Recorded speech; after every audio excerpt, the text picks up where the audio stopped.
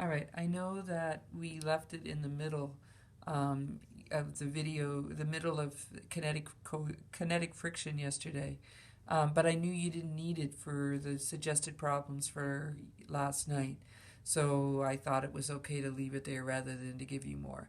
So going back to complete then, the second type of friction. So static was the friction of two objects at rest with respect to each other. And we said it varies up to a maximum value. And once you hit that max, not exceed it, once you hit it, the object will just begin to move. And as it just begins to move, the static friction disappears and kinetic comes along. And kinetic still obeys exactly the same equation as static, only the coefficient for kinetic is less. And so because the coefficient for kinetic friction is less, as soon as you hit the maximum value that the static friction can have, then it begins to move because it switches to kinetic, and the kinetic friction is less. Okay?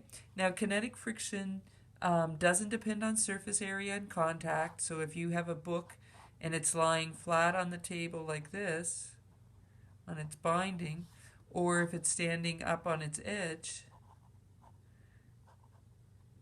assuming the two surfaces are the same, like the back side of the book and the binding of the book are the same, it'll have the same frictional force, okay? Because nowhere in the equation does the surface area and contact come into play. Doesn't matter how fast you move the book, it'll have the same frictional force, because nowhere in the equation does speed come into play. Okay, so what is it that the force of friction is dependent upon? It's dependent upon the Fn, which is directly related to the Fg, and it's dependent upon the characteristics of the surface, how rough, how smooth the surface is. Okay, so that's kinetic friction. The third type of friction is fluid. And if you are in chemistry, or have been, then you probably know that fluid refers to both liquids and gases. And so when we talk about fluid friction, usually we're thinking of air resistance, or maybe water. If you're swimmers, you feel the drag, the resistance that you experience in water. Okay? Now, fluid friction, unfortunately, does not obey the FFR equals mu Fn equation. This equation does not apply. And the reason it doesn't apply is, earlier I said the surfaces in contact doesn't matter for kinetic, static, nor does the speed. It does for fluid. Think about sitting in the passenger seat while your friend or your family member is driving down Main Street. Put your hand out the window. So if you put your hand out the window like this, you can feel the air. If you put it out like this, it's significantly less resistance. So surface area in contact matters. Now imagine you're still in the passenger seat of the same car, but now you're on the Trans-Canada, going 110 kilometers per hour, and you put your hand out the window. Clearly you're going to experience a lot more fluid friction than you are when you're driving down Main Street. So fluid friction depends on surface area and contact and depends upon speed. And because of that, this equation doesn't work. And actually, the only way we'll be able to solve fluid friction will be like if we do a sum of the forces question and we have like some force minus that fluid friction is equal to ma, and if we know everything else, we can solve for it. But we won't be able to solve it with a nice equation like we have for kinetic and static, because for fluid friction, you're going to need calculus, because as an object falls, just think of dropping an object.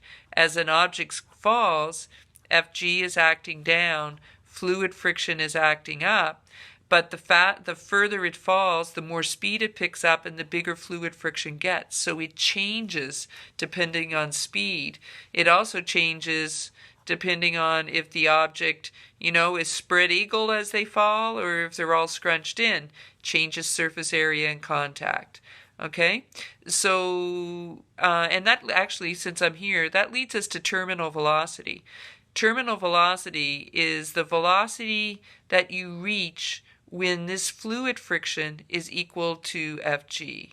Right? So when you first start to fall, your speed isn't very big, so your fluid friction isn't very big, so gravity has a bigger effect and you start to speed up, but as you speed up, fluid friction gets bigger. And so at some point, the fluid friction will be equal to Fg, and when that happens, you fall the rest of the way at constant speed. And that's called the terminal velocity. Okay? And the terminal velocity is different for different objects. It depends on their shape. It depends on, like, if you want to reach terminal velocity quicker, then you fall with your arms and legs spread out as far as possible. It's just like this sheet of paper, right? As it falls, it picks up a lot of fluid friction, but if I crumple it up, it would fall quicker because it wouldn't pick up as much. Okay, so that's fluid friction.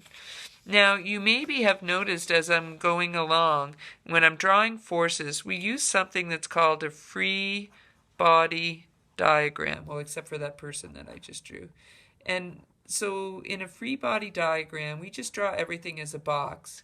And then we draw in all the forces acting on that box, okay?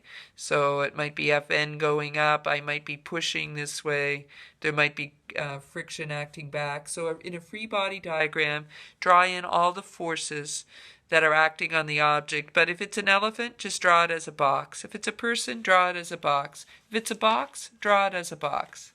Okay? So now it's time to do a few examples using all of this.